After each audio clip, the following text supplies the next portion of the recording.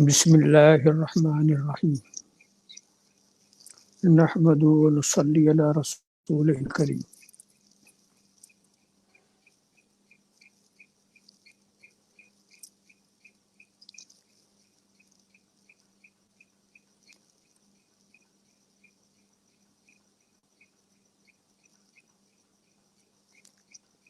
میرے لیے جتنا وقت باقی بچا ہے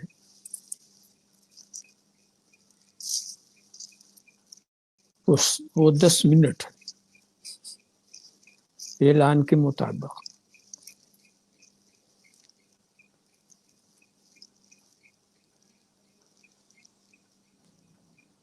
میں کوشش تو یہی کروں گا کچھ وقت اور بھی کوئی ایسی بات نہیں سب کہ جو مجھے وقت ملا ہے اس کو تو میں صرف کر ہی دوں.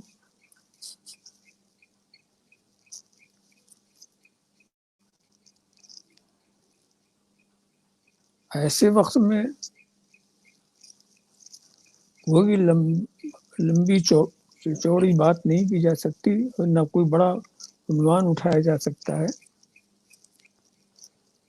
ایک بات ہے اس کی طرف توجہ میں دلانا چاہتا ہوں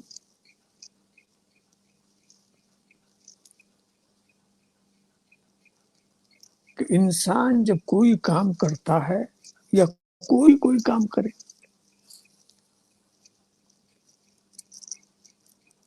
تو وہ اس کا ایک مقصد ہوتا ہے. اس مقصد سے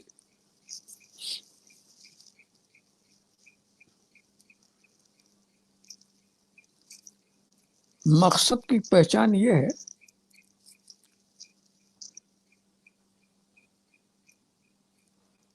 کہ ہر انسان کا مقصد جو کام کرنا چاہتا ہے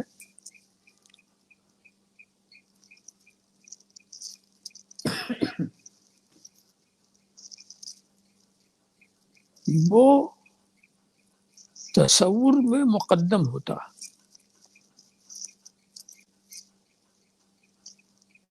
اور وجود میں آخر ہوتا. بے شک ذہن میں وہ پہلے آتا اور پھر وجود میں بعد میں آتا. یہی مقصد ہونے کی دلیل. بالکل عام مثالیں ہم آپ کے سامنے رکھیں. آپ گھر بنانا چاہتے ہیں، گھر کا تصور پہلے آپ کے ذہن میں آئے گا، اس کا نقشہ بھی آپ بنا لیں گے کاغذ کے اوپر، مگر گھر کا وجود بعد میں آئے گا. مقصد ہے گھر میں رہنا، تو رہنے کا تصور تو بہت پہلے آیا، مگر رہنے کا وجود گھر بننے کے بعد. بے شک تعلیم کے لیے کوئی اپنے ایک ادارہ بنا لیا، تعلیم کے لیے بنایا آپ نے،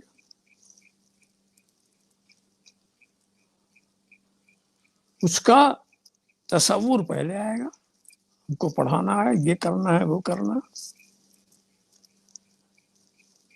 مگر تعلیم کا وجود وہ جب ادارہ بن جائے گا اس کے بعد ہوگا. تو جو بھی چھوٹا بڑا جیسا کوئی پروگرام بناتا ہے اس کا مقصد آپ دیکھیں، مگر فرق یہی ہے کہ جو مقصد ہے وہ آخری ہوتا، آخر میں آتا، بے شک پہلے اور پہلے اس کا وجود ذہنی ہوتا.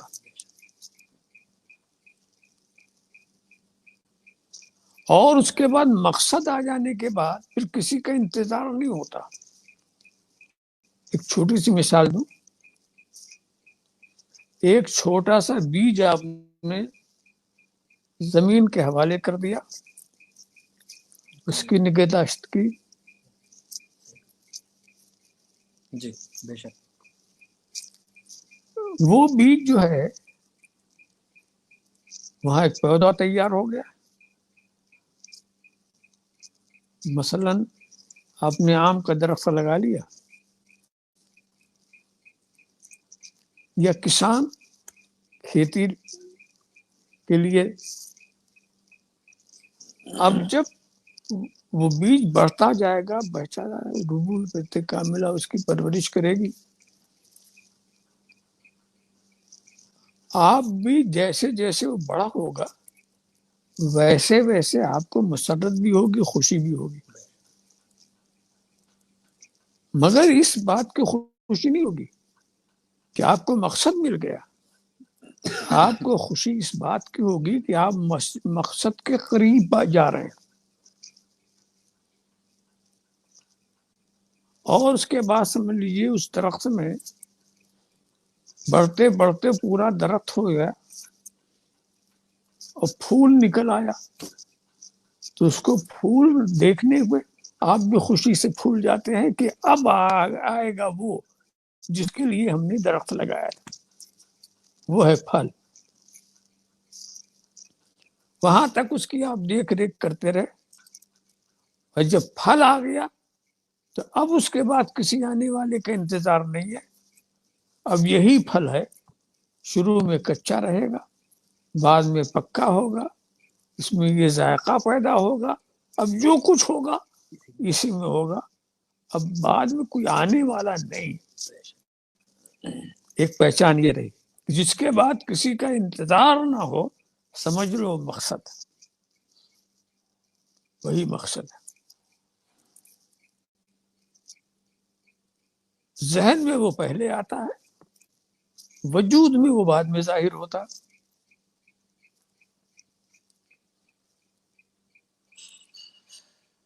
اب آپ دیکھیں، رب تبارک و تعالیٰ نے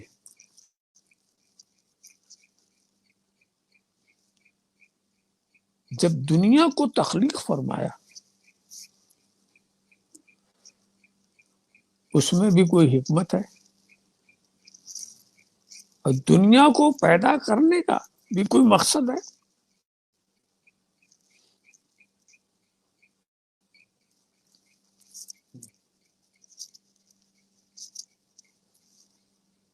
بے شک.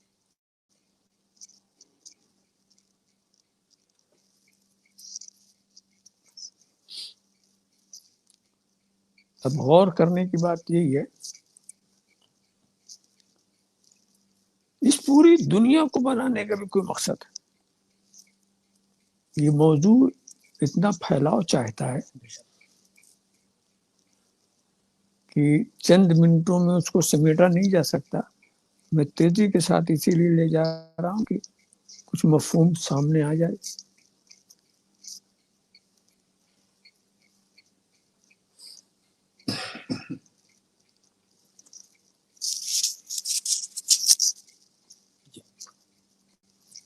آیت کریمہ سے ظاہر ہوتا ہے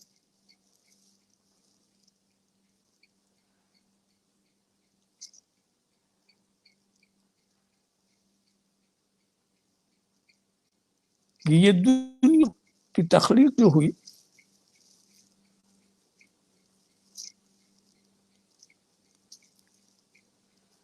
اس کا بھی ایک اس میں بہت بڑی حکمت ہے.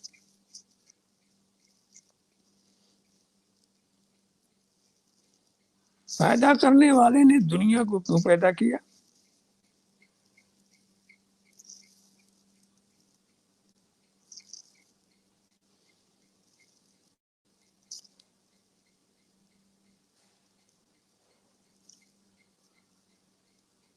تو وہ پیدا کرنے والے ہی سے پوچھ لیا جائے.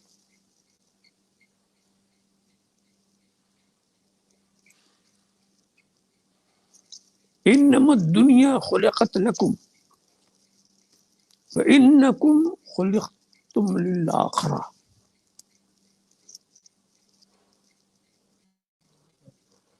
دنیا تمہارے لیے پیدا کی گئی ہے،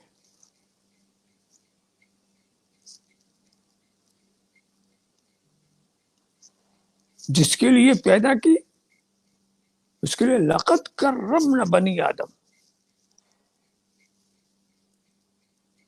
ہم نے مکرم کیا کس کو؟ کرامت سے بخشا، شرافت والا بنایا وہ بنی آدم کو۔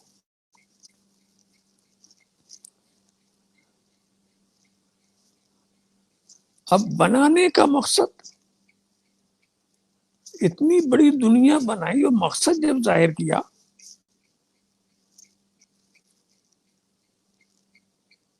تو مقصد یہ ظاہر کیا کہ اس کو ہم نے بنی آدم کے لیے بنایا، وہ اس کے وارث ہیں۔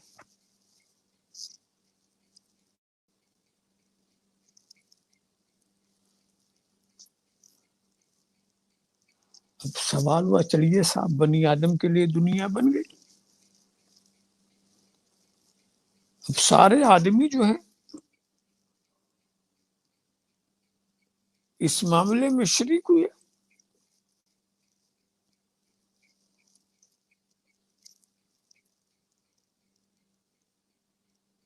تو کہ یہ بنی آدم کا دائرہ تو بہت بڑا ہے۔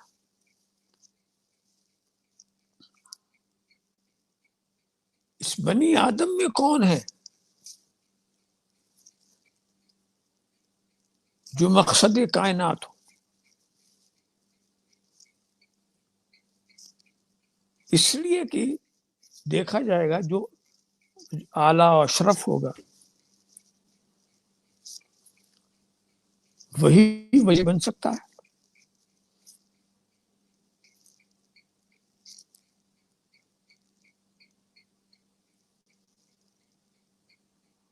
قرآن نے خود ہی کہہ دیا،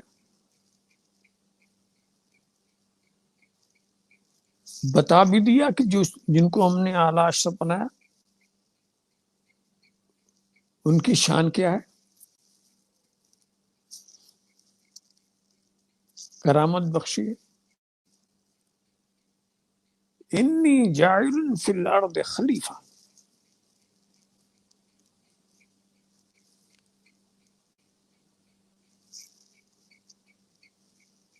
تو اب معلوم یہ ہوا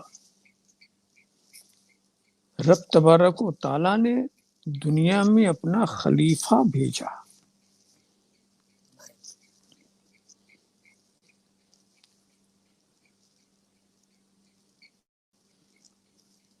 اور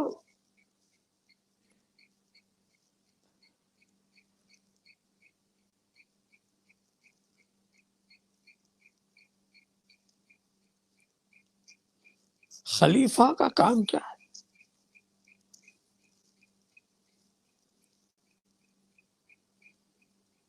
وہ ایسا خلیفہ کہ اس کے آگے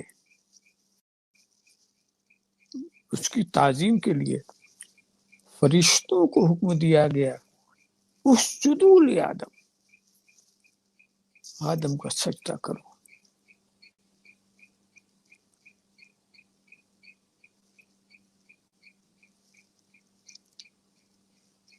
اب اس سے ان کا کام بھی پتہ چل گیا، جو خلیفہ ہوگا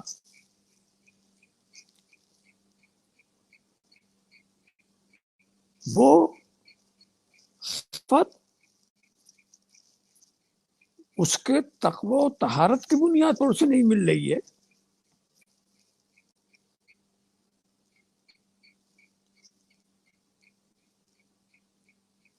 اس کو خلافت کا مقام جو مل رہا ہے وہ علم و ہدایت۔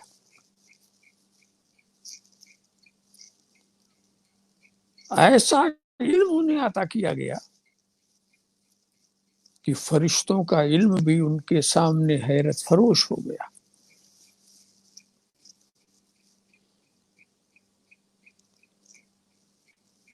تو اب معلوم ہوا کہ انسانوں کے بیچ میں اگر کسی کو مقصود بنانا ہے تو انبیاء کرام ہی کی ذات ہو سکتی ہے۔ اسی لیے دنیا میں اس زمین پر جو آیا انسان کے بعد پہلے تو خدا نے انسان کو بنایا، مگر انسان کو بنانے سے پہلے دنیا بنائی۔ انسان خدا کی آخری مخلوق ہے دنیا میں، اس کے بعد نئی مخلوق ہوئی۔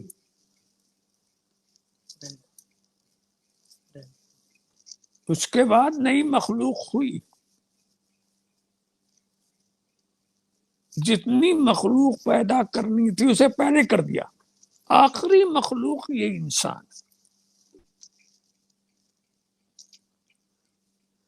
تو معلوم ہوا کہ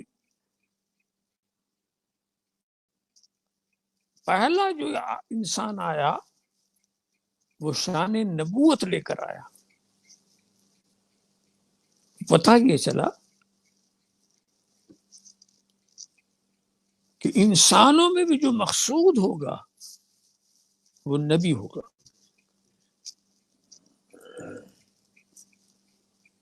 نبوت والا جو ہوگا وہ مقصد ہے۔ چلیے صاحب، نبوت والے بھی بہت ہیں اور سب عظمت والے۔ تو سب سے پہلی نبوت اس دھرتی پر ظاہر ہوئی وہ سیدنا آدم کی نبوت۔ مگر نبوت وہاں ٹھہر نہیں گئی، ان کے بعد بھی وقتاً فوقتاً انبیاء آتے رہے۔ ایک نبی آیا، وہ چلا گیا، دوسرا آیا، وہ چلا گیا، تیسرا آیا، آتے رہے۔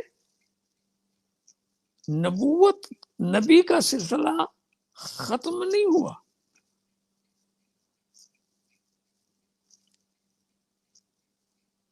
اب یہ دیکھنا ہے کہ وہ کون سا نبی ہے جس کے بعد کوئی نبی نہیں آیا۔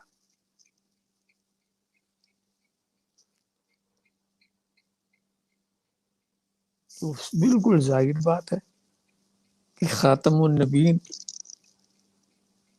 ہمارے سرکار صلی اللہ تعالی علیہ وسلم کی ذات گرامی، اب ان کے بعد کوئی نہیں آیا۔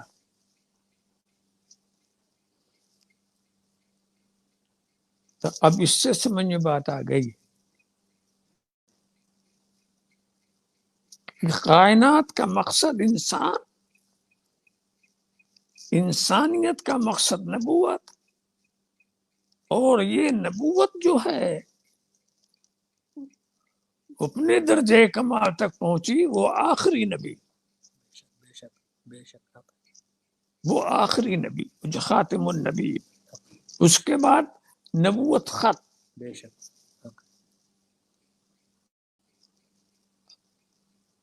تو اس سے بات سمجھ میں آئی کہ مقصد کائنات جو ہے وہ ذات محمد الرسول اللہ صلی اللہ تعالی علیہ وسلم، انہی کے لیے یہ پوری کائنات بنائی گئی۔ اب یہ آ گئے، اب ان کے بعد کسی نبی کی نہ ضرورت ہے۔ ارے بھائی، سیدھے سادے انداز سے درخت تو آپ نے لگایا تھا، وہ درخت ہو بھی گیا، اور جب پھل آپ کو ملا تو اس پھل کے بعد آپ کسی کا انتظار نہیں کرتے، وہ آخری آنے والا آ گیا۔ اور یہ بھی قدرت کی نشانی دیکھیے، جب اس پھل کو آپ کاٹتے ہیں تو وہ بیج جو آپ نے زمین میں گاڑا تھا وہ اس کے اندر نکل آیا۔ وہی بیج اول بھی ہے، وہی بیج آخر بھی ہے، وہی بیج ظاہر بھی ہے، وہی بیج باطن بھی ہے۔ اب پھل جو ہوگا چھوٹا ہے تو بڑا بھی ہوگا، اس کے صفات میں تبدیلیاں ہوں گی، میٹھا بھی ہوگا، تو اس کی شکل و صورت تو بدلتی رہے گی، مگر جو اس کا مقام ہے، جو اس کی منزل ہے، وہ ایک ہی ہے۔ تو اللہ کے رسول وہ آخری نبی، وہی مقصد کائنات۔ اسی لیے حضور نے کہا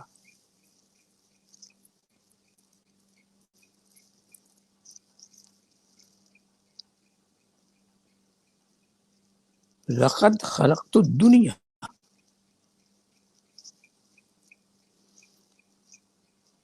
لأعرفهم منزلتك وكرامتك عندي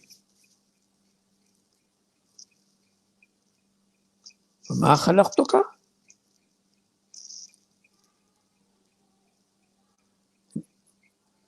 ہم نے دنیا کو اس لیے پیدا کیا. رب کا ارشاد ہے کہ اے محبوب ہم نے تجھے جو پیدا کیا ہے وہ ہم نے اس لیے پیدا کیا ہے کہ تمہاری جو عظمت ہے، تمہارا جو مقام ہے، اس کی میں معرفت کرا دوں.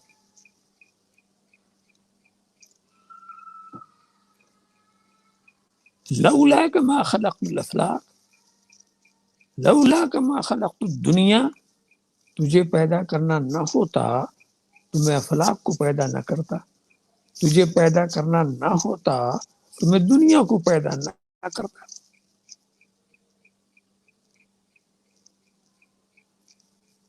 یہ تمہارے مقام کو دکھانے کے لیے، تمہاری پہچان کرانے کے لیے، تمہاری معرفت کرانے کے لیے.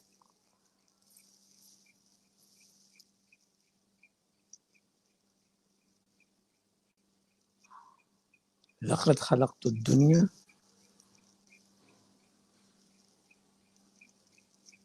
میں نے دنیا کو پیدا کیا. لولا کا ما خلقت الدنیا، اگر تجھے پیدا کرنا مقصود نہیں ہوتا تو میں دنیا بھی پیدا نہ کرتا.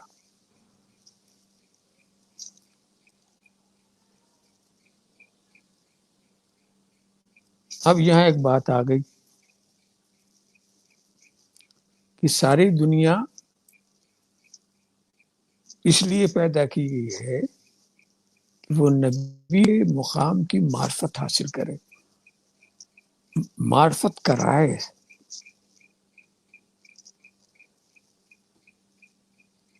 اب ایک مثال میں دے دوں یہاں پر.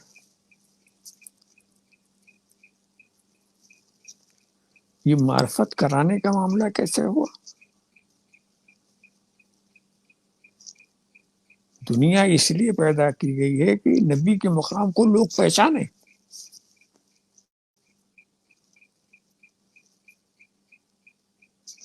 تو اب دنیا کی حیثیت کیا رہ گئی نبی کے تعلق سے؟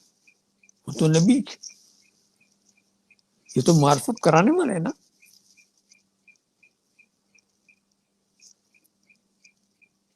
تو اس کو ایک خاص انداز سے سمجھیے اور ہلکے انداز سے.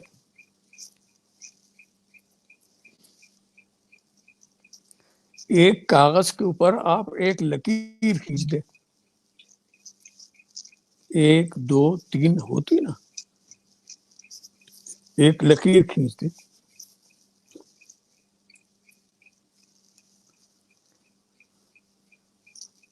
اب اس لکیر کا مقام کیا ہے، اس کو ہمیں سمجھانا. کیسے سمجھائیں گے ہم؟ کس مقام پر یہ؟ تو ظاہر ہے وہ ایک ہے تو ایک مقام ہے. اس لکیر کا مقام، مگر اسی لکیر کے بغل میں داہنی طرف ایک نقطہ آپ لگا دیں تو وہ ایک جو ہے وہ ایک نہیں ہے، وہ 10 ہے.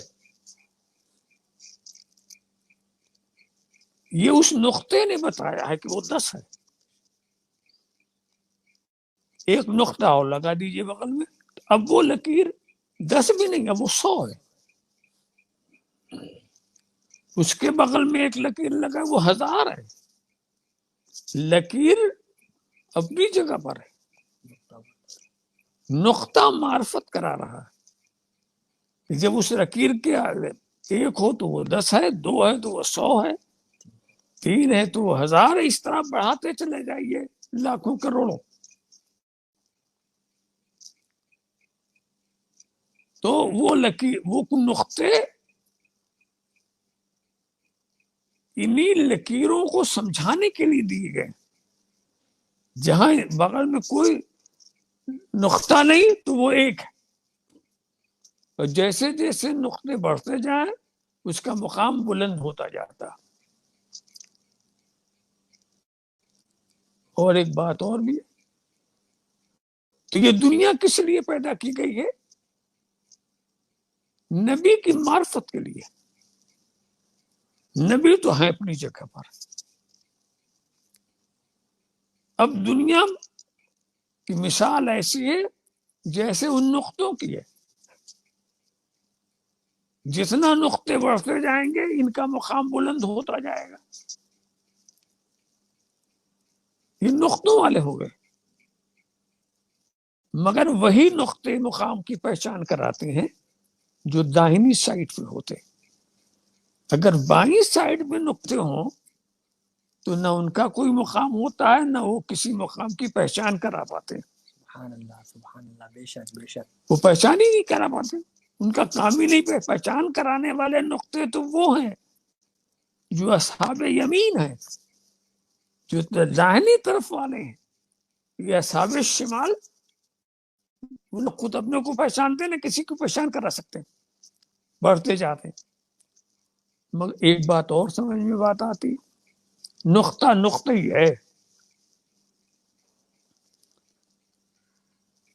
مختلف اگر آپ نقطوں کو جوڑ رہے ہیں لکھ کر 1 2 3 سینکڑوں ہزاروں نقطے ہیں، مگر جمع کیا ہے تو ایک ہی نقطہ بنے گا، کچھ نہیں، سینکڑوں ہزار نقطے، وہ ایک ہی نقطہ بنتا ہے، زیادہ نہیں بن سکتا۔ وہ تو مرتبے والے کے بغل میں رہنے کا اس کو یہ صدقہ ملا ہے کہ جتنا فاصلہ ہوتا جائے اس نقطے کی اہمیت بڑھتی، تو نقطے کی تو کوئی قیمت نہیں ہے۔ نقطہ یہ کہتا میں قیمت والا نہیں ہوں، میں جس کے بغل میں ہوں میں اس کی پہچان کرا رہا ہوں کہ اس کی کیا قیمت ہوئی میرے بغل میں آنے سے۔ میں نمبر 1 پڑھتا تھا تو میرا درجہ 10 تھا، 2 پر آیا تو میں 100 کا ہو گیا، 3 پر آیا تو میں 1000 کا ہو گیا۔ اسی طرح میں نقطے بڑھ رہے ہیں اور قیمت اس ایک کی بڑھتی جا رہی ہے جو سب سے پہلے لکھا گیا۔ نقطے بڑھتے چلے جا رہے ہیں تو نقطے کی کوئی قیمت نہیں ہے، وہ اپنی قیمت بتانے کے لیے نہیں آیا ہے، وہ اپنے بغل والے اس ایک کی قیمت بتانے کے لیے آیا ہے کہ وہ ایک کس مقام پر ہے۔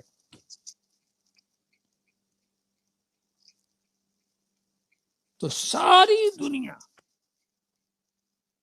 اس لیے پیدا کی گئی ہے کہ جا کے وہ مقام رسول عربی کو بتائے، اپنے کو سمجھانے کے لیے وہ نہیں آیا، رسول کو سمجھانے کے لیے ساری دنیا کے نقطے بنے ہیں۔ جتنے نقطے بڑھتے جائیں گے نبی کی شان بڑھتی جائے گی۔